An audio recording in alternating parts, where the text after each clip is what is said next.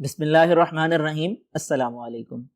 अल्लाह ताला से इस दुआ के साथ कि बारी ताला आपके इल्म में इजाफा फरमाए, आज हम यहाँ पर मौजूद हैं डिस्कशन के लिए सेकंड फेज के टेस्ट सेशन में। आज पहला टेस्ट है जो कि हमारी डिस्कशन का मौजू है।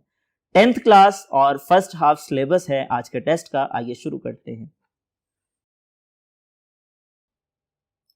माय डियर स्टूडेंट्स, आगाज करते हैं डिस्कशन का ऑब्जेक्टिव टाइप से। ऑब्जेक्टिव टाइप में एमसीक्यूज होते हैं और हमें मालूम है 12 एमसीक्यूज और उनके आंसर्स हमने तलाश करने हैं। आइए शुरू करते हैं। Question number 1, gaseous exchange in plants can occur through. पौधों के अंदर गैसों का तबादला किस जरिए से होता है? वो कौन से पार्ट्स हैं जो गैसों के तबादले में मददगार हैं? आइए ऑप्शंस को देखते हैं। Stomata, लेंटिसल, cuticle, all of these. यहां पर जो ऑप्शंस दी गई हैं ए, बी और सी, ये तीनों दुरुस्त ऑप्शन हैं, तो यहां पे आप टिक करेंगे ऑल ऑफ दीज को। Question number 2, where does the gaseous exchange occur in human. इंसानों के अंदर गैसों का तबादला कहां पर होता है? आइए तलाश करते हैं ऑप्शंस में। Pharynx, trachea, bronchi, alveoli. दुरुस्त जवाब है डी ऑप्शन में एल्वेलाई। वो जगह है इंसानी फेफड़ों में कि जहां गैसों का तबादला होता है। Question number 3, amount of carbon dioxide in inspired air is. इंसानी जिस्म में आने वाली हवा के अंदर कार्बन डाइऑक्साइड कितनी होती है? आइए ऑप्शंस को देखते हैं। 16%, 0.04%, 4% या नन ऑफ दीज। यहां पर जो दुरुस्त जवाब है वो है 0.04%। आप टिक करेंगे ऑप्शन बी पे। Question number 4, some viral influenza virus and fungal infections में आल्सो लीड टू। कुछ वायरस और फंजाई की वजह से होने वाले इन्फेक्शंस नतीजा बनते हैं, पेशखैमा साबित होते हैं। किसका? आइए ऑप्शंस में देखते हैं। Asthma, pneumonia, lung cancer, emphysema. दुरुस्त जवाब है नमूनिया और आपने टिक करना है बी ऑप्शन पे। Question number 5, despite eating a meal rich in carbohydrates the blood glucose level remains about. जब हम खाना खाते हैं ऐसी खुराक के जिसके अंदर कार्बोहाइड्रेट बहुत ज्यादा हैं, तो उसके नतीजे के अंदर ब्लड ग्लूकोज लेवल मेंटेन रहता है। कहां पर मेंटेन रहता है? किस सतह पर बरकरार रहता है? आइए ऑप्शंस में देखते हैं। 1 ग्राम पर लीटर, 2 ग्राम पर लीटर, 3 ग्राम पर लीटर या 4 ग्राम पर लीटर। यहां पर दुरुस्त जवाब है ए ऑप्शन। आपने टिक करना है 1 ग्राम पर litre. Question number 6, calcium oxalate is deposited in the form of crystals in the leaves and stems of. Calcium oxalate क्या है? यह मेटाबॉलिक वेस्ट की एक एग्जांपल है। ये पौधों के अंदर इकट्ठा हो जाता है।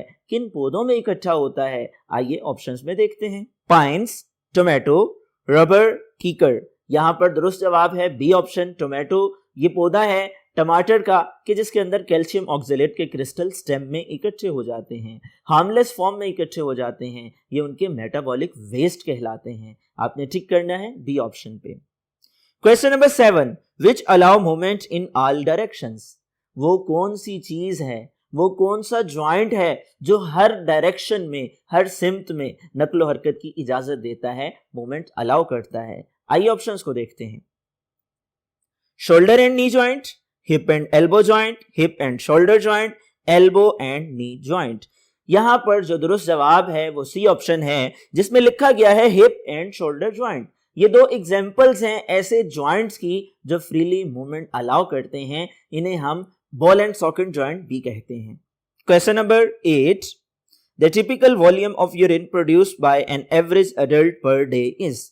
एक बालिग इंसान में औसतन रोजाना कितना पेशाब पैदा किया जाता है, खारिज किया जाता है? आइए ऑप्शंस को देखते हैं और सही जवाब का इंतखाब करते हैं। 1 लीटर, 2 लीटर, 5 लीटर या 1.4 लीटर। दुरुस्त जवाब है डी ऑप्शन में। आप टिक करेंगे 1.4 लीटर को।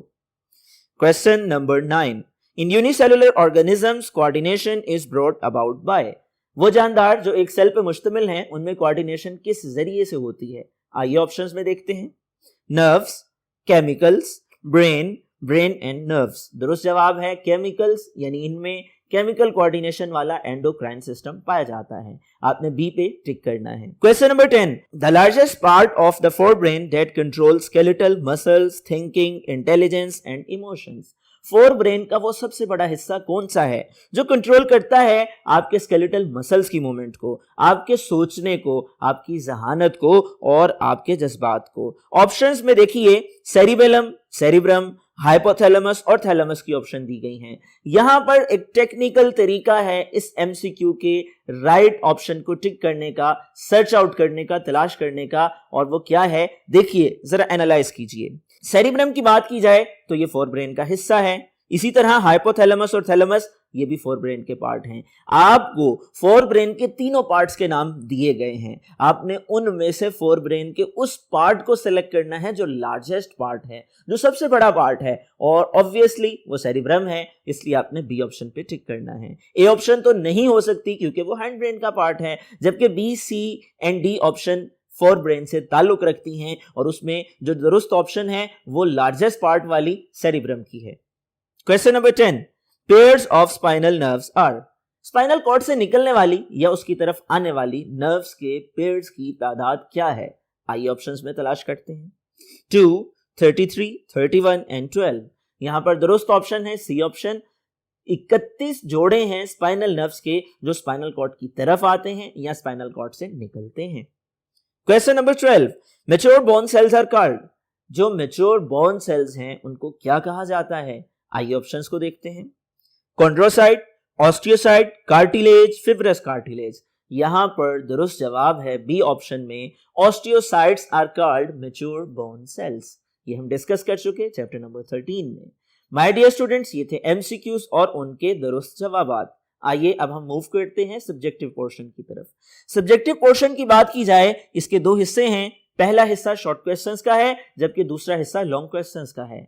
15 शॉर्ट क्वेश्चंस आपको करने होते हैं और 2 लॉन्ग क्वेश्चंस अटेम्प्ट करने होते हैं। शुरू करते हैं शॉर्ट क्वेश्चन से। आपको ऑब्जेक्टिव टाइप के लिए 15 मिनट दिए जाते हैं, सब्जेक्टिव टाइप के लिए 1 घंटा और 45 मिनट का वक्त दिया जाता है, मुयस्सर होता है। इस वक्त के अंदर आपने शॉर्ट एंड लॉन्ग क्वेश्चंस को अटेम्प्ट करना होता है। शुरू करते हैं शॉर्ट क्वेश्चन से, जिसके 3 पार्ट्स हैं। आगाज करते हैं पहले पार्ट से। सब्जेक्टिव टाइप पोर्शन में जो पहला सवाल है यानी क्वेश्चन नंबर 2 और उसका first part, differentiate between breathing and respiration. 2 terminologies हैं, दोनों में फर्क पूछा गया है। सवाल चैप्टर नंबर 10 से है, यानी आपकी टेक्स्ट बुक का पहला चैप्टर है, और दोनों की डेफिनेशन हम चैप्टर के आगाज में डिस्कस कर चुके हैं। ब्रीथिंग और रेस्पिरेशन ये 2 टर्मिनोलॉजीज हैं। चूंकि डिफरेंस वाला क्वेश्चन है, आपने टेबल बनाना है, आपने दरमियान में लाइन ड्रॉ करनी है, आपने पॉइंट्स बनाने हैं, हेडिंग्स के साथ आपने इसके फर्क को वाजे करना है। अब पहला पॉइंट डेफिनेशन का दे सकते हैं। डेफिनेशन के अंदर आप दोनों की डेफिनेशन को मेंशन कर सकते हैं। दूसरे पॉइंट में आप प्रोसेस की हेडिंग दे सकते हैं, और प्रोसेस में आप लिख सकते हैं respiration involve mechanical and biochemical process. इसी तरह से आप लिख सकते हैं ब्रीथिंग में ये मैकेनिकल और फिजिकल प्रोसेस है। इसके बाद नेक्स्ट क्वेश्चन क्या है? Question number 2, what are vocal cords. Vocal cords किसको कहते हैं? सवाल चैप्टर नंबर 10 ही से लिया गया है। एयर पैसेज वे में हम डिस्कस कर चुके हैं, आप लोग ये टॉपिक पढ़ चुके हो। हमारे जिस्म के अंदर खुराक की नाली सांस की नाली से जब अलग होती है, सांस की नाली का पहला हिस्सा लैरिंक्स है, जिसका फ्लोर ग्लोटिस है। ग्लोटिस के ऊपर एपिग्लोटिस का ढक्कन होता है। हम डिस्कस कर चुके हैं लैरिंक्स के अंदर बारीक फिब्रस बैंड्स होते हैं, जिनकी वाइब्रेशन से आवाज पैदा होती है। इनको वोकल कॉर्ड्स कहते हैं। सवाल में पूछा गया है वोकल कॉर्ड्स के बारे में, तो आप यहां पर डेफिनेशन लिखेंगे लैरिंक्स की। आप यहां पे बताएंगे इसके अंदर फिब्रस बैंड्स होते हैं जिन्हें वोकल कॉर्ड्स कहते हैं। इनकी वाइब्रेशन से साउंड प्रोड्यूस होती है। Question number 3, differentiate in acute and chronic bronchitis. My dear students, question number 2 जो इससे पहले हमने डिस्कस किया, इसमें भी आप 2 पॉइंट्स बना सकते हैं। डेफिनेशन का पॉइंट बना सकते हैं और फंक्शन का पॉइंट बना सकते हैं। जहां तक ताल्लुक है तीसरे सवाल का, इसमें पूछा गया है डिफरेंस के हवाले से, और ब्रोंकाइटिस की 2 एग्जाम है, ये हम डिस्कस कर चुके हैं। चूंकि डिफरेंस वाला क्वेश्चन है, आप टेबल बनाओगे। जब टेबल बना लेंगे तो टेबल बनाने के बाद आप पॉइंट्स देंगे, पॉइंट्स के साथ डिफरेंस को वाज़ेह करेंगे। एक्यूट और क्रोनिक ब्रोंकाइटिस में फर्क को वाज़ेह करेंगे और आप 2 पॉइंट्स बना सकते हैं। पहले पॉइंट में आप डेफिनेशन लिख सकते हैं, एक्यूट ब्रोंकाइटिस की डेफिनेशन और क्रोनिक ब्रोंकाइटिस की डेफिनेशन। दूसरे पॉइंट में आप मेंशन कर सकते हैं एक्यूट ब्रोंकाइटिस 2 हफ्तों तक बाकी रहता है, इसके असरात 2 हफ्तों तक रहते हैं फिर खत्म हो जाते हैं। जबकि क्रोनिक ब्रोंकाइटिस की बात की जाए, इसके असरात देर पा होते हैं, लंबे अरसे तक रहते हैं फिर खत्म होते हैं। तो आप इस तरह पॉइंट्स की सूरत में इस फर्क को वाज़ेह कर सकते हैं। Question number 4, what is asthma, give its causes. दमा किसको कहा जाता है, इसकी वजूहात बताइए। सवाल में दो चीजें मतलूब हैं, दो चीजें पूछी गई हैं, आपने 2 पॉइंट्स बनाने हैं। आपने एस्दमा की हेडिंग के साथ उसकी डेफिनेशन लिखनी है, कॉजेस की हेडिंग के साथ आपने इसकी वजूहात लिखनी है। आप एस्दमा में लिख सकते हैं it is a form of allergy in which there is inflammation of bronchi, more mucus production and narrowing of airways. इसी तरह से कॉजेस में आप लिख सकते हैं dust, smoke, perfume and pollen. Next question, question number 5, what is nicotine. सवाल box में से लिया गया है, चैप्टर नंबर 10 गैसियस एक्सचेंज वाला चैप्टर है और निकोटीन से मुताल्लिक पूछा गया है। निकोटीन क्या है, आइए इसके जवाब को डिस्कस कर लेते हैं। निकोटीन में आप 2 हेडिंग्स बना सकते हैं, निकोटीन की हेडिंग और इफेक्ट्स की हेडिंग। निकोटीन में आप लिख सकते हैं it is a powerful poison and was widely used as an insecticide in the past. ये एक ताकतवर जहर है जो कि माजी में इस्तेमाल होता रहा है हशरात को मारने के लिए। आगे दूसरा पॉइंट, दूसरे पॉइंट में आप इसके इफेक्ट्स लिख सकते हैं कि जब इसको तंबाकू नोशी के साथ एक नशा करने वाला शख्स इस्तेमाल करता है, आर्टरीज की बीमारियां पैदा होती हैं। Question number 6, why the blood become viscous due to smoking. तंबाकू नोशी की वजह से खून गाढ़ा क्यों हो जाता है। सवाल चैप्टर नंबर 10 ही से लिया गया है और bad effect of smoking topic है, हम डिस्कस कर चुके हैं कि वो लोग जो तंबाकू नोशी करते हैं उनका खून गाढ़ा हो जाता है। वजह क्या है, ब्लड में प्लेटलेट्स की तादाद ज्यादा हो जाती है। आप इसका मुख्तसर सा जवाब लिखकर मुकम्मल नंबर हासिल कर सकते हैं। Next question is define thermo regulation. सवाल चैप्टर 11 से है जो कि होम्योस्टेसिस वाला चैप्टर है। चैप्टर के बिल्कुल फर्स्ट पेज पे हम डिस्कस कर चुके हैं ऑस्मो रेगुलेशन, थर्मो रेगुलेशन और एक्सक्रीशन। ये होम्योस्टेसिस की 3 इकसाम हैं। यहां पर चूंकि थर्मो रेगुलेशन का पूछा गया है, आप थर्मो रेगुलेशन की हेडिंग के साथ डेफिनेशन लिखेंगे और आप इसकी एग्जाम्पल के साथ मिसाल को वाज़ेह करेंगे। आप लिख सकते हैं हमारे जिस्म का internal temperature, optimum temperature 37 degree Celsius होता है। Next question is question number 8, why transpiration does not take place at night. रात के वक्त ट्रांसपायरेशन का अमल क्यों नहीं होता। My dear students, conceptual question है। क्वेश्चन होम्योस्टेसिस से लिया गया है, प्लांट्स वाले टॉपिक से लिया गया है।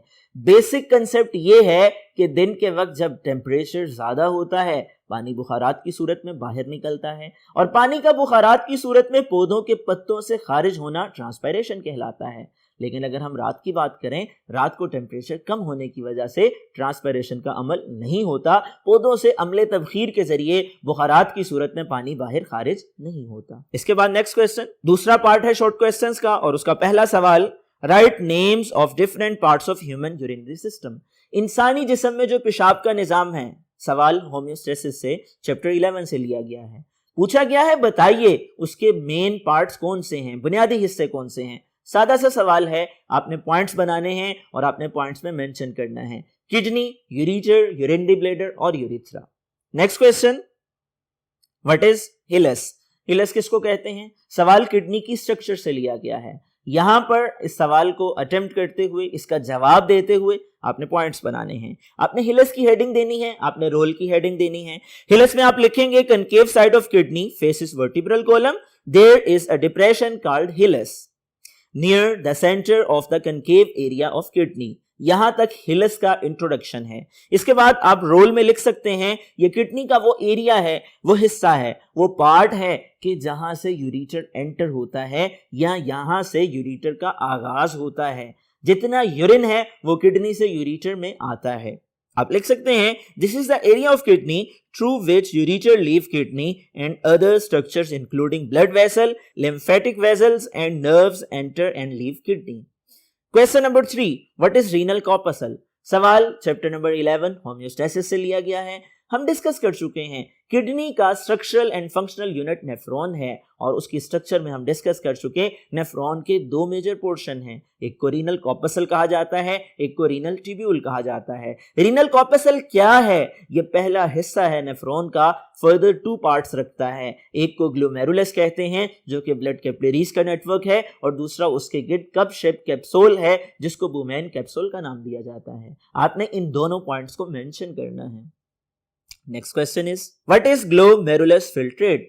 सवाल फंक्शनिंग ऑफ किडनी से लिया गया है। फंक्शनिंग ऑफ किडनी में हमने पढ़ा था कि इसके 3 स्टेप्स हैं और उसमें सबसे पहला स्टेप प्रेशर फिल्ट्रेशन का है। वहां पे हम डिस्कस कर चुके हैं कि जब ब्लड बहुत ज़्यादा प्रेशर के साथ ग्लोमेरुलस में आता है तो मुख्तलिफ मटीरियल सेपरेट हो जाते हैं, ब्लड सेपरेट हो जाता है, उसके अंदर जज़ब शुदा मादे अलग हो जाते हैं, वो मेन कैप्सूल में आ जाते हैं। इसको हम ग्लोमेरुलस फिल्ट्रेट का नाम देते हैं। आप लिख सकते हैं दो हेडिंग्स के साथ, ग्लोमेरुलर फिल्ट्रेट और एग्जाम्पल में आप लिख सकते हैं इसके अंदर पानी शामिल है, नमकियात शामिल हैं, ग्लूकोज शामिल है और यूरिया शामिल है। Question number 5, what are the main components of coordination?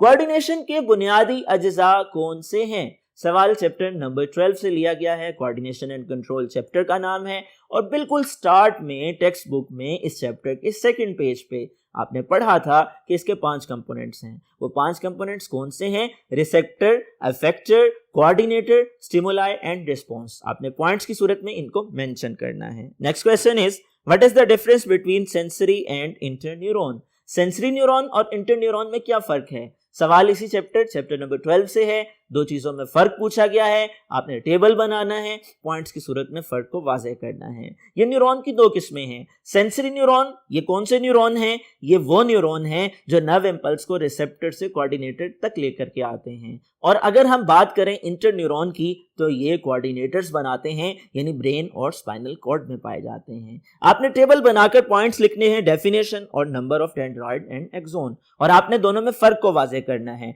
Definition वाले पॉइंट में आपने दोनों की डेफिनेशन लिखनी है और number of axon and dendrite में आपने फर्क वाज़ेह करना है। सेंसरी न्यूरॉन में कितने एक्सोन और डेंड्राइट पाए जाते हैं, मोटर न्यूरॉन में कितने एक्सोन और डेंड्राइट पाए जाते हैं। मूव करते हैं नेक्स्ट क्वेश्चन की तरफ।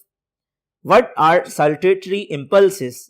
सवाल नंबर 7 क्वेश्चन नंबर 7 है और इसी चैप्टर 12 से लिया गया है। सल्टेटरी इंपल्स किसको कहते हैं? वो नर्व इंपल्स जो कि जंपिंग होती है, जो एक नोड से दूसरे नोड तक जंप करके मूव करती है, वो सल्टेटरी इंपल्स कहलाती है। इंपॉर्टेंट क्वेश्चन है, बोर्ड एग्जामिनेशन में भी पूछा जा सकता है। आपने इसको याद करना है और इसका प्रॉपर आंसर लिखना है कि वो एक्सोन जो माइलिनेटेड एक्सोन होते हैं उनमें नोड्स ऑफ रेनवियर पाए जाते हैं। इन एक्सोन में जब नर्व इंपल्स कंडक्ट होती है वो जंप करती है one node to another node, इसको हम सल्टेटरी इंपल्स या जंपिंग इंपल्स कहते हैं। इसमें आप 2 पॉइंट्स बना सकते हैं, सल्टेटरी इंपल्स और इंपॉर्टेंस। इंपॉर्टेंस में आप लिख सकते हैं इसकी वजह से नर्व इंपल्स की स्पीड ज्यादा हो जाती है।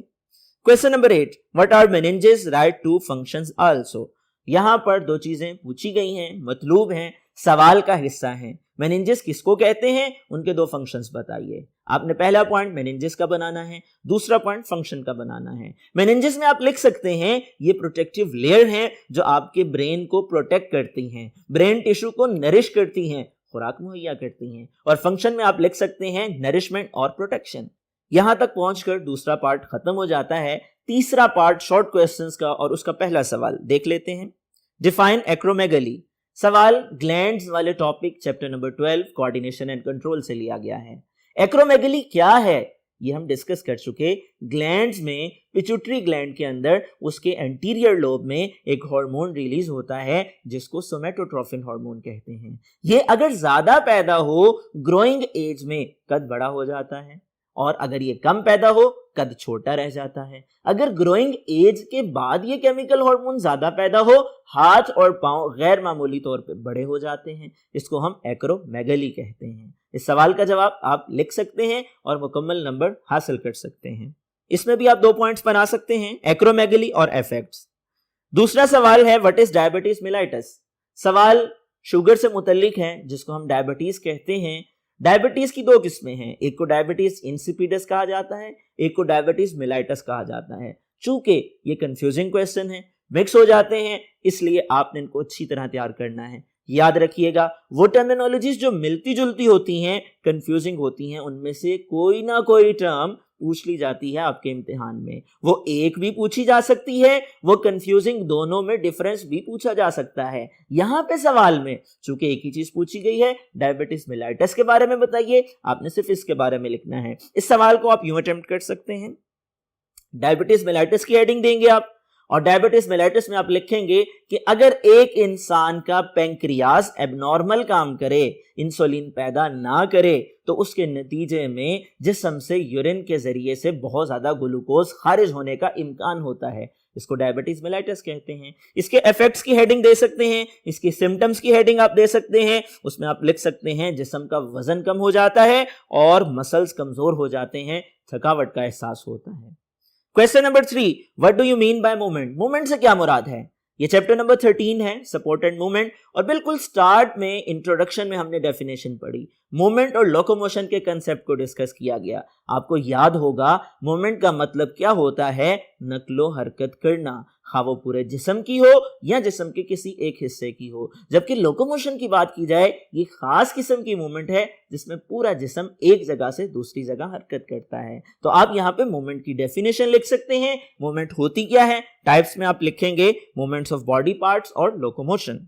Question number 4, what is fibrous cartilage? सवाल चैप्टर नंबर 13 ही से लिया गया है, जिसका नाम सपोर्ट एंड मूवमेंट है। सवाल पूछा गया है कार्टिलेज की किस्म के बारे में, जिसको फिब्रस कार्टिलेज कहा जाता है। इस सवाल का जवाब आप देंगे फिब्रस कार्टिलेज के बारे में बताकर और इसकी एग्जाम्पल के बारे में बताकर। आप यहां पर दो हेडिंग देंगे, फिब्रस कार्टिलेज की हेडिंग और इसकी एग्जाम्पल की हेडिंग। फिब्रस कार्टिलेज की हेडिंग में आप इसका इंट्रोडक्शन लिखेंगे, ये कार्टिलेज की एक किस्म है जो कि हार्ड होती है, इसमें फ्लेक्सिबिलिटी कम होती है। जबकि एग्जाम्पल में आप लिखेंगे कि इसकी एग्जाम्पल हमारे जिस्म में कहां कहां मौजूद है। आप एग्जाम्पल में लिख सकते हैं, it is located, it is found in intervertebral disc. Question number 5, differentiate between compact and spongy bone. दो किस्म की बोन्स होती हैं। Chapter number 13 support and movement हम पढ़ चुके हैं। एक को कंपैक्ट बोन कहते हैं, एक को स्पॉन्जी बोन कहा जाता है। हड्डी की बाहर वाली सतह हार्ड होती है, कंपैक्ट बोन कहलाती है। अंदर वाली सतह नरम होती है, मसामदार होती है, पोरस होती है, स्पॉन्जी बोन कहलाती है। चूंकि फर्क पूछा गया है, आप टेबल बना सकते हैं, आप पॉइंट्स की सूरत में फर्क को वाज़ेह कर सकते हैं। आप पॉइंट्स बना सकते हैं, definition, blood vessels and bone marrow. हमें पता है कंपैक्ट बोन में ब्लड वेसल और बोन मैरो नहीं है, जबकि स्पॉन्जी बोन में ब्लड वेसल और बोन मैरो पाई जाती हैं। Next question is what is a joint? मुख्तसर और सादा सी डेफिनेशन है, जॉइंट से क्या मुराद है। आपने जॉइंट की डेफिनेशन लिखनी है और आपने उसकी एग्जाम्पल या टाइप्स को साथ मेंशन कर देना है। जॉइंट वो जगह है जहां पर दो हड्डियां आकर के जुड़ती हैं, और एग्जाम्पल में आप लिख सकते हैं the knee joint, the elbow joint. इसी तरह से आप यूं भी लिख सकते हैं टाइप्स के हवाले से, इमूवेबल, स्लाइटली मूवेबल और freely movable.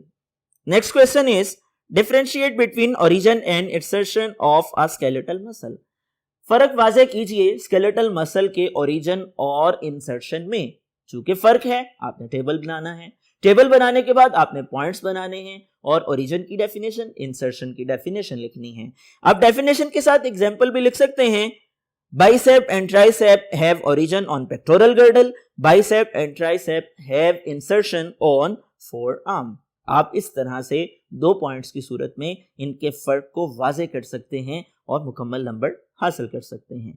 My dear students, यहां तक शॉर्ट क्वेश्चन वाला पोर्शन मुकम्मल हो जाता है, जिसमें आपने 15 सवाल अटेम्प्ट करने हैं। ऐसा नहीं है कि आपने हर पार्ट के तमाम सवालात को हल करना है, बल्कि आपने हर पार्ट में से कोई से 5 सवालात को हल करना है। और कोशिश कीजिएगा जिस तरतीब के साथ आपके क्वेश्चन पेपर पे क्वेश्चन दिए गए हैं, आपने उसी तरतीब के साथ अपनी आंसर शीट पे मेंशन करने हैं, नोट डाउन करने हैं। पॉइंट्स की सूरत में आपने मार्कर से हेडिंग देकर छोटे छोटे पैराग्राफ की सूरत में उनका जवाब देना है। आइए अब हम मूव करते हैं नेक्स्ट पोर्शन की तरफ, जो कि लॉन्ग क्वेश्चंस का है। लॉन्ग क्वेश्चंस की बात की जाए, 3 लॉन्ग क्वेश्चंस हैं जो कि दिए जाते हैं बोर्ड एग्जाम में, जो कि आपके बोर्ड पैटर्न का हिस्सा हैं। इन 3 लॉन्ग क्वेश्चंस के 2-2 पार्ट्स होते हैं और इन 3 में से कोई से 2 सवाल आपने हल करने होते हैं। आइए शुरू करते हैं। लॉन्ग क्वेश्चन में सबसे पहला सवाल और उसका first part, explain the process of gaseous exchange in plants. पौधों के अंदर गैसों के तबादले के अमल पर तफसीली नोट तहरीर कीजिए। सवाल चैप्टर नंबर 10 से लिया गया है। जब यह सवाल आपको लॉन्ग क्वेश्चन की सूरत में पूछा जाएगा, आपने मार्कर का इस्तेमाल करते हुए ज्यादा से ज्यादा हेडिंग्स देनी है और छोटे छोटे पैराग्राफ्स की सूरत में इसका आंसर लिखना है। आप इसकी हेडिंग यूं दे सकते हैं, introduction, parts for gaseous exchange in plants, gaseous exchange through stomata, situation for gaseous exchange, during daytime, during night time, gaseous exchange through cuticle, gaseous exchange through lenticel, gaseous exchange through general surface of root और gaseous exchange in aquatic plants। ये तमाम चीज़ें हम discuss कर चुके हैं, और अगर इस टॉपिक को आप रिवाइज करना चाहें, पंजाब ग्रुप ऑफ कॉलेजेस के वेब पोर्टल पर वीडियो लेक्चर इन डिटेल मौजूद हैं, आप वहां से हेल्प भी ले सकते हैं। इस सवाल का दूसरा part, describe the osmoregulatory function of kidney. सवाल बड़ा मुख्तसर सा है और ये सवाल माय डियर स्टूडेंट्स बोर्ड में भी आ चुका है, इसलिए आपने इसको अच्छी तरह से अटेम्प्ट करना है और मोस्ट प्रोबेबली हो सकता है अगेन आपके बोर्ड एग्जाम में पूछ लिया जाए, तो आपको पता होना चाहिए। अक्सर बच्चे गलती करते हैं, ये एक छोटा सा पैराग्राफ है, उसको एज इट इज लिख के आ जाते हैं। आपने छोटा सा पैराग्राफ नहीं बनाना, बल्कि आपने नंबर ऑफ पैराग्राफ्स डेवलप करने हैं, नोट डाउन करने हैं, आपने हेडिंग्स बनानी है। आप यहां पर यूं हेडिंग दे सकते हैं, ऑस्मोरेगुलेशन, इसमें आप डेफिनेशन लिख सकते हैं, role of kidney in osmoregulation, उसके बाद डाइल्यूट यूरिन की हेडिंग, कंसंट्रेटेड यूरिन की हेडिंग और कंट्रोल। ये हेडिंग्स अगर आप लिखते हैं, इस तरह से सवाल को अटेम्प्ट करते हैं, इंशाल्लाह आप पूरे नंबर हासिल कर सकते हैं। ये पहला सवाल था लॉन्ग क्वेश्चन का। आइए अब हम मूव करते हैं सेकंड क्वेश्चन की तरफ। दूसरे सवाल का पहला part, describe the structure of neuron. Neuron की बनावट के बारे में बयान कीजिए। सवाल chapter number 12 coordination and control से लिया गया है। चूंकि न्यूरॉन की स्ट्रक्चर से मुतल्लिक है, आपने डिटेल में स्ट्रक्चर को लिख देना है। आपने पॉइंट्स बनाने नहीं बोलना, आपने हेडिंग्स देना नहीं बोलना, आपने छोटे छोटे पैराग्राफ बनाने हैं और यहां पर आपने डायग्राम भी ड्रॉ करनी है, label diagram neat and clean करके ड्रॉ करनी है। आप यूं हेडिंग दे सकते हैं, इंट्रोडक्शन, फंक्शन, स्ट्रक्चर की हेडिंग, उसमें सब हेडिंग आप दे सकते हैं, cell body, Schwann cell, myelin sheath, node of Ranvier, इसी तरह से सल्टेटरी इंपल्स, और आप डायग्राम की हेडिंग के साथ डायग्राम भी ड्रॉ करेंगे। आपने लॉन्ग क्वेश्चन में कोशिश करनी है उसके दरमियान में डायग्राम ड्रॉ करें, और आप जो शीट इस्तेमाल कर रहे हैं, डायग्राम उस शीट के मिड में होगी, दिखने में खूबसूरत नजर आएगी और आपकी प्रेजेंटेशन बेहतर होगी। इसके बाद इस सवाल का दूसरा पार्ट है, describe the major steps involve in urine formation. सवाल चैप्टर 11 होम्योस्टेसिस से लिया गया है। पूछा गया है यूरिन के बनने के दौरान कौन से मेजर स्टेप्स हैं, तो आपने यहां भी हेडिंग्स देना नहीं बोलना, आपने मार्कर का इस्तेमाल करना है, आपने स्टेप्स की हेडिंग देनी है, आपने लिखना है प्रेशर फिल्ट्रेशन के बारे में, आपने लिखना है सेलेक्टिव रीअब्जॉर्प्शन के बारे में, आपने लिखना है ट्यूबुलर सिक्रीशन के बारे में, और यहां पे आप ऐड ऑन कर सकते हैं कंपोजिशन ऑफ यूरिन को, और आप उसका टेबल भी ड्रॉ कर सकते हैं। आप यूं हेडिंग दे सकते हैं, urine formation, pressure filtration, glomerular filtrate, selective reabsorption in proximal convoluted tubule, reabsorption in descending limb of loop of Henle, reabsorption in distal limb of loop of Henle, और tubular secretion और urine. इसके साथ साथ आप composition की heading के साथ urine की कंपोजिशन भी लिख सकते हैं। यहां तक पहुंचकर दूसरा लॉन्ग क्वेश्चन मुकम्मल हो जाता है। तीसरा और आखिरी लॉन्ग क्वेश्चन, उसका पहला पार्ट आइए देखते हैं। What are joints? Give their types. Joint से क्या मुराद है, उनकी इकसाम के बारे में बताइए। सादा सा सवाल chapter number 13 support and movement से लिया गया है। सबसे पहले आपने ज्वाइंट की डेफिनेशन लिखनी है, उसके बाद आपने टाइप्स की हेडिंग देनी है। उसमें आपने लिखना है immovable, slightly movable, freely movable. इन तीनों की हेडिंग्स के साथ फर्दर आपने डेफिनेशंस लिखनी है, इसकी एग्जांपल्स की हेडिंग के साथ एग्जांपल्स देनी है, और फ्रीली मूवेबल में आपने फर्दर टाइप्स की हेडिंग देनी है। उन सब हेडिंग्स के बाद आपने उनको अलग अलग डिस्क्राइब करना है। आपने हिंज जॉइंट को डिस्क्राइब करना है, बॉल एंड सॉकेट जॉइंट को डिस्क्राइब करना है, और एग्जांपल की हेडिंग के साथ आपने उनकी मिसालों को भी लिखना है। इस सवाल का दूसरा पार्ट फीडबैक मैकेनिज्म के हवाले से है। Chapter number 12 coordination and control वाला चैप्टर है, जहां से ये सवाल लिया गया है। फीडबैक मैकेनिज्म की डेफिनेशन लिखेंगे आप, फीडबैक मैकेनिज्म की टाइप्स की हेडिंग देंगे, पॉजिटिव फीडबैक, नेगेटिव फीडबैक। इनके बाद आप सब हेडिंग्स देंगे पॉजिटिव फीडबैक की, उसको एक्सप्लेन करेंगे, एग्जाम्पल की हेडिंग के साथ मिसाल को लिखेंगे, इसी तरह सब हेडिंग देंगे नेगेटिव फीडबैक की, उसको बयान करेंगे, और एग्जाम्पल की हेडिंग के साथ उसको मिसाल से वाज़ेह करेंगे। माय डियर स्टूडेंट्स, ये था आज का पेपर जो कि फर्स्ट हाफ से रेलेवेंट था।